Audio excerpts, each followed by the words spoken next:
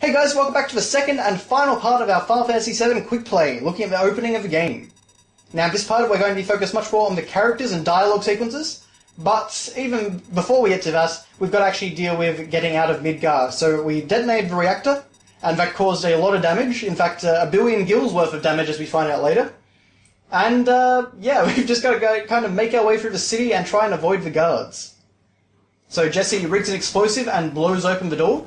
And one of the cool things that we saw in the trailer for the Final Fantasy VII Remake is that that sequence in that little collapsed tunnel, that's actually going to be a playable sequence. I love Wedge's little animation here. He's kind of the comic relief sort of character, but definitely not as stupid as the Final Fantasy VII Remake seems to be making him. Okay, so we've got a rendezvous at the Sector 8 train station. And of course Cloud is concerned about his money. But we've got to get back to the hideout, wherever that is, so we can see all the devastation that we caused in the background. But yeah, we've got to try and make it back as quickly as we can. So one of the funny things about this game is all across Midgar you'll find these big Loveless posters. And Loveless is apparently like a stage show or something. It's a bit of a, just kind of a constant in-universe reference. So, Flower what happened? Now, I should have actually said nothing, hey listen, but I just decided to say, you'd better get out of here, because if you say nothing, nothing, hey listen, basically she ends up just telling you a bit more about herself, and she offers you a flower. So you can buy a flower from her for 1 gil. But, of course, that's just our first little meeting with Aerith, and just a nice little... Yeah, because naturally they haven't actually... She hasn't become an important character yet, so just a nice little way to hint at future things to come. Don't be fooled by Shinra. Microenergy doesn't last forever. Micro is the planet's life source. The end is in sight. Protectors of the planet. Avalanche. I just kind of like that Barrett went out and did some graffiti. Okay, so this is actually, I believe, the big city area that we do see in the Final Fantasy VII Remake trailer. Now, in this area, you can actually choose to fight the soldiers, or you can choose to just run away from them. Now, those two up the top will try and shoot at you, but the others kind of just try and corner you. Because naturally they're trying to capture a member of Avalanche. And things are looking bleak for Cloud. If you fight them, it still ends exactly the same way, so there's not really much difference, but you can just get a bit more experience. For the sake of brevity and time, I just decided I wouldn't bother. But of course Cloud jumps onto the Sector 8 train, and we are off to freedom. Which is certainly a very cool moment. Cloud has a lot of very sort of cool, heroic sort of moments throughout the game. But of course, inside the train, the Avalanche crew are a little bit worried about Cloud because he never turned up. I guess they actually must have got to the train pretty quickly then, considering how short a time really I was behind them. But I kind of like the little details we get with Jessie here. The fun thing about the character of Jessie is that she has a bit of a crush on Cloud. So there's kind of a lot of fun little dialogue things you can do if you talk to her. If your words are screw-ups. So the thing that we kind of get from Barrett is that Barrett does care about everyone. He's just very sort of gruff and abrasive and angry. But just a little aside, but of course Wedge, Biggs and Jessie are all getting paid too. They're not just in it for the cause. And here's Cloud being a show-off once again. So you can actually see it there, just like the way Jessie kind of goes, Cloud! You're damn right you're late. Come waltzing in here making a big scene. I do love, even though the animations in this game look a bit hokey now, and I love Barrett's shit. But, we just kind of get a lot of little small character building moments here. You were worried about me. What? I'm taking it out of your money, hot stuff. So yeah, Barrett, of course, he's got to appear tough. Yeah, a lot of nice little character building moments throughout this game, and even though we're only still, well, I guess this is nearing the half-hour mark of the game, we've already kind of learnt a lot about our little characters here, and we're starting to have some more meaningful interactions between them. And little things like that. It's, oh, Cloud, your face is pitch black. I do wish they'd actually shown that on his character model. That would have been nice. It makes sense, of course, being on the top of the train. But, yeah, just a cool little thing. And of course, there is the little line I was talking about last part, if you help her get her leg free, she just gives a little extra line of dialogue. It's not much, but, you know, I think that's worth it. I think that's a nice little extra. Last train out of Sector 8 station, last stop is Sector 7, Train Graveyard. Yeah, if there's a place called Train Graveyard, you probably don't want your train going there. But we'll actually find some more out a bit later from those two people that just ran away from us. I love it, though. Barrett just kind of cleans out the entire train car because he looks so menacing. I mean, you just got this poor Shinra businessman. This is why I hate the last train. Oh boy. There are actually guards on this train, Shinra guards, but if you try and kind of go to the next train carriage, they don't want to mess with you at all. They just kind of say, you know, stay here. You're bothering the passengers. Blowing up a reactor. They sure put some thought into this one. They must have a real calculating leader. Or we've just got Barrett. So we can actually get a bit more dialogue from our characters here. I actually didn't talk to him, but Biggs, actually, if you talk to him a second time, will fall asleep, which is just a kind of a nice little thing. And we actually do get to learn a bit more about Wedge. Please, you're bothering the other passengers. So this is actually one of the other nice things about Final Fantasy VII, is that there's actually a lot of dialogue choices. You know, what do you mean, or I wouldn't hold your breath. Just basically Wedge is saying, you know, do you think I've got a bright future ahead of me? And Cloud's, you know, you can either, you know, humour him, or you can just say no. There's a lot of small stuff like that. It doesn't actually really affect anything. Some of it does affect the love triangle later on, but for the most part it's just kind of about, you just get to kind of, I don't know, put your own spoke into these little dialogue sequences. It's just a nice little bit of extra stuff. It's not a focus of the game. There's no good Cloud or evil Cloud or anything like that. Although I guess for 1997 that would have been more or less as close as you'd get to a morality system, aside from some Western RPGs at the time. Oh, even then, it was actually, I imagine that was a pretty new concept. So now we just get some, this quiet moment with Jessie, and she's basically just showing us, explaining how Midgar works. And basically explaining that Midgar, you know, used to be all these other little small towns, and now it's just this massive, you know, city owned by Shinra. And, you know, it just kind of gives you the background to the world, or at least the world as you know it for the next several hours.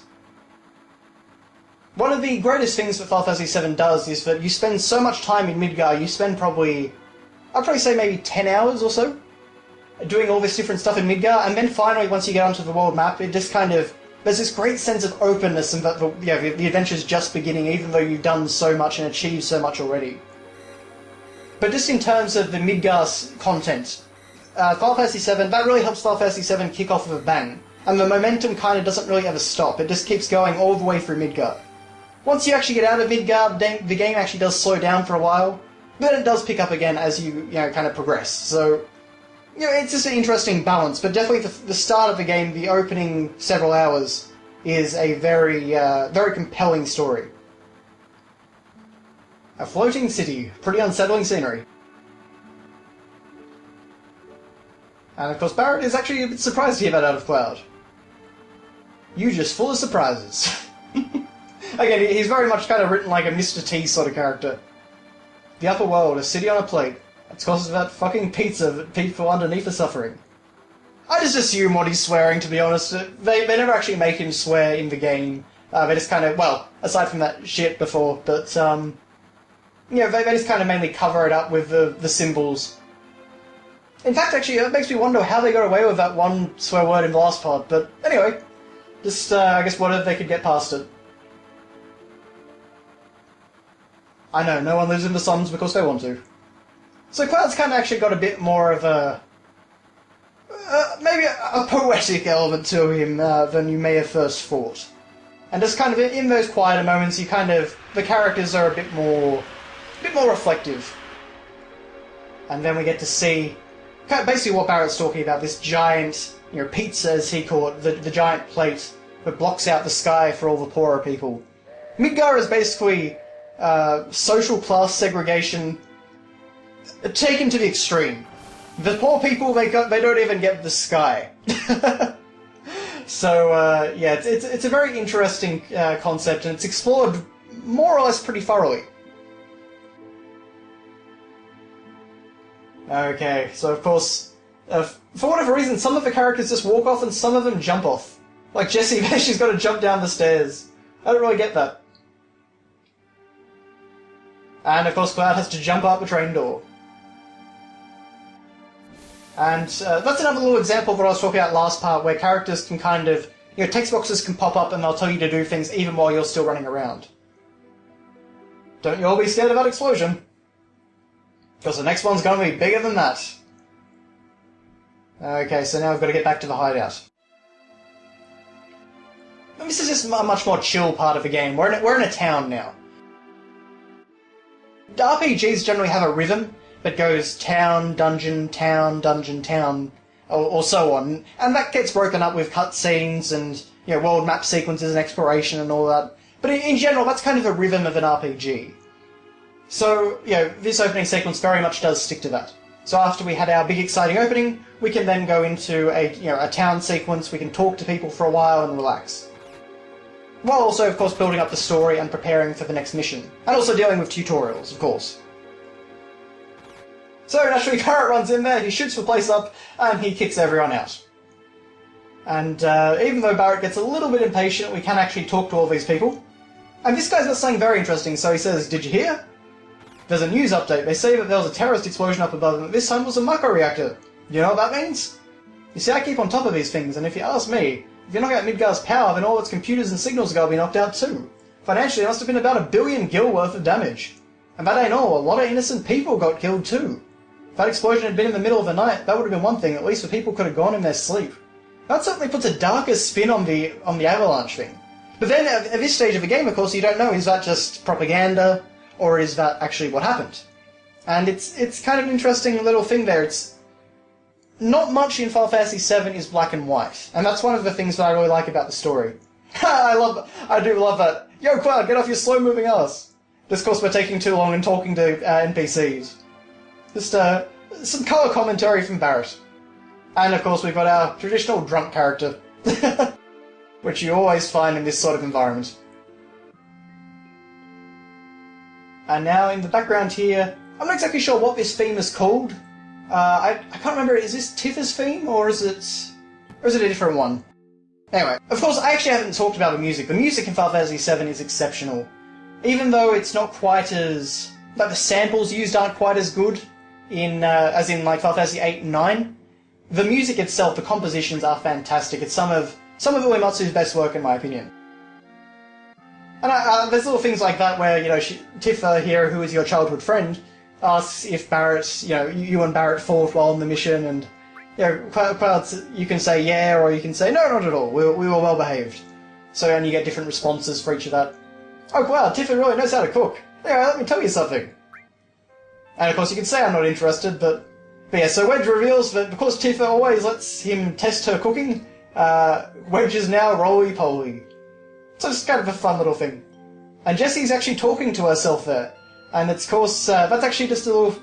It's a little bit weird because of the translation, but it's because, she's just kind of realising she's got a crush on Cloud. So it's kind of cute when you have all the different dialogue with her. Sorry, Cloud, Marlene seems a little bit shy. Now, in a little bit of a weird way, you actually have to walk to the exit, and only then will Barrett come in. And I love just how instantly Cloud just jumps back and tries to look cool, even though he got surprised by Barrett. But yeah, now we actually get kind of another side of Barrett's character, and that's that he actually has a daughter. And adopted daughter. But Marlene, of course, is his motivation for doing everything. He wants to save the planet so that she has a future. So that's kind of... Again, like, there's a lot of layers to the Final Fantasy VII characters. You learn a lot about the different elements that... their backstories. They generally have very rich and detailed histories. And then there's little optional scenes like this. You can talk to Tifa and she'll tell you to sit down and she'll ask if you want a drink. And you just kind of get some nice little dialogue between the couple. One of the prominent features in Final Fantasy VII is actually kind of... Well, I mean, it's a love triangle, technically. Yuffie can also be involved, but for the most part it's between Tifa, Cloud, and Aerith. And it's actually a fairly prominent element of the game in Disc 1. It kind of changes a bit later and kind of goes on a canon route, but it's certainly very interesting. I always It was something very different at the time, and not something that I've found in most RPGs on the PS1. And there's a little thing like that, like, you know, Tifa's asking Cloud, you know, are you okay? And we learn more about that later on. There's actually something that Tifa knows at this point in the game that we'll find out much later on. So just little kind of subtle hints of that. There's a lot of good just kind of character building and lore building. This is all across my bomb. I've really just made it like the computer told me. And we actually have President Shinra on the news. So the terrorist group Avalanche will continue its reign of terror. But citizens of Midgar, there is no need to fear. I've immediately mobilized soldier to protect our citizenry against senseless violence. Thank you and good night. President Shinra... Yeah, the Shinra company is kind of like... it's basically like capitalism to the extreme. It's basically if you took a company and that company then gained such a monopoly on basic human needs like, you know, electricity and things like that, that they also basically took over the world. They formed an army and they invaded countries and things like that. It's basically like, it's if you took the capitalist system to the absolute extreme that it can go. I guess in a way it's like Donald Trump taking over America. Don't go thinking he was so bad just because he was in Soldier. I love Barrett's animations. Ah! A lot of fun little things like that. I love that Marlene's waving at him as he flies into the background. But don't forget that your skinny ass is working for Avalanche now. Don't get no ideas about hanging on to Shinra. Barrett, in this sequence though, he comes off as a bit ridiculous, because he just kind of gets annoyed at little things. Barrett has a lot of anger issues to work out. Marlene's like, Papa, you're so great. And then Barrett's, shucks, money, uh-oh. Looks like he still misses the Shinra. Shut up, I don't care about either Shinra or Soldier. But don't get me wrong, I don't care about Avalanche or the planet for that matter. But then you can actually go over here and you can talk to Wedge. It says, Cloud, you say you don't care, but you came to talk to me. Cloud, you just want friends. Isn't that right? And neither of the options are really good, but I decided to go with Blow Off because I figured that's just, you know, Cloud being defensive. If you haven't got anything you want to get off your chest, you can always talk to me. And that's why Wedge's weird, stupid voice has really got me concerned, because Wedge is a really nice character. And, then Jesse's over here, well, sure, what the hell, it's a verbal agreement, now let me figure this out. I'll stop it, Cloud, do you hear me? So she doesn't want you to look at her anymore and things like that, so it's just kind of cute little details like that. I do love the fact that Barrett's secret hideout is accessed via a pinball machine. That just seems very... That fits in very well. This, of course, actually I should have mentioned, is the bar Seventh Heaven, and Tifa runs this bar. And of course now we're actually getting some more details on who Tifa is and how, you know, what her and Cloud's relationship is. It's got nothing to do with me. So you're really leaving? You're just going to walk right out ignoring your childhood friend? And of course again there's some options here, so I do really like that the game does that, and gives you them fairly regularly. Promise? So you did forget. I'm not exactly sure how old the characters in this game are. I have a feeling Cloud is about 22, 23. Although, maybe he's a bit older than that, I'm not exactly sure, but... I guess Tifa's probably about the same age, but... A lot can happen in 7 years in this game, as you would find out later on if you play the game. We're basically coming up on the end of our quick play session here now, so we've just got this last little scene. So it's just talking about when Cloud and Tifa were teenagers, and Cloud asked Tifa to come out and meet him at the well, in their hometown. So just a nice little scene. And I kind of love that on Cloud's old model, or Cloud's young character model here, it's hard to see in this part here, but he has a little ponytail, which is just a little cute addition. I mean, like, there's a lot of nice sort of animation touches in this game, even though the character models are so blocky and polygonal, and they just kind of, you know, now look pretty silly. There's just so much animation detail in them, I find them very charming. Just like Tifa, they're just kind of, you know, bouncing her legs back and forth on the well. A lot of nice little details. Yeah, so there's this little ponytail. But you can actually, if you are going to venture into the Final Fantasy VII compilation, which is not really something I recommend, but if you are, the one I would recommend would be Crisis Core on the PSP.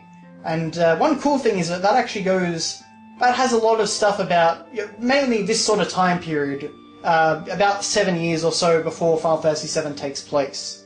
And there is, even though I don't like everything that game does to the lore, there is a lot of good stuff there too. And Crisis Core is definitely I would definitely say the best project to come out of the compilation. But in general, I would just say stick to Final Fantasy VII itself. I wouldn't worry really with Advent Children, I wouldn't worry with Dirge of Cerberus. Before Crisis, of course, no one can play that anymore because it was on a flip phone in, 2005 or so. So, the compilation unfortunately ended up being a bit of a write-off. I'm pretty sure they were kind of building towards like a Final Fantasy VII 2 with all the stuff about Genesis, but obviously that just never happened. But, maybe they'll capitalise on some of that in the remake. Maybe he'll be a secret super boss or something like that. Just an interesting little thing. It would actually be very interesting to see if they use the remake as like a springboard for a new continuity or a new, for a new sequel or anything like that. Because I feel like no matter what happens, even if a remake is absolutely awful, it is still going to sell very, very well. So, but yes, we just have that nice little scene between Cloud and Tifa, and, Cloud always, we learn later, as a kid, he always had a crush on Tifa, and it's kind of interesting to see their relationship roles reversed now that they're adults. But, I'm not a hero and I'm not famous, I can't keep the promise. Cloud is always kind of a little bit down on himself. He's a show-off and he's always trying to act cool and impress people, but at the same time, he's certainly got a lot of insecurities. I love that Barrett doesn't use the pinball table, he just climbs up the railings. A promise is a promise. Here. And we get our received Barrett's stash of 1500 gil. Not bad, considering we were getting like 20 gil from those enemies before. This is my pay, don't make me laugh. What? Then you got the next mission lined up? I'll do it for 3,000. What? So, of course, because Tifa asked, Cloud decides to stick around, and of course it all spirals out from here into a grand world-saving adventure, but that is the opening sequence to Final Fantasy VII, and, as I say, fantastic game, even though I don't consider it the best RPG or the best Final Fantasy, it is still a game that I really enjoyed today, and I absolutely recommend revisiting it if you never have played the game. Even though it's a little bit antiquated now. Oh, and just here's a little funny sequence to end on. Did you sleep well? Next to you, who wouldn't? Just sort of fun. You can really make Cloud into a bit of a sarcastic character, but that is all from me, so thank you very much, guys, and I'll see you next time.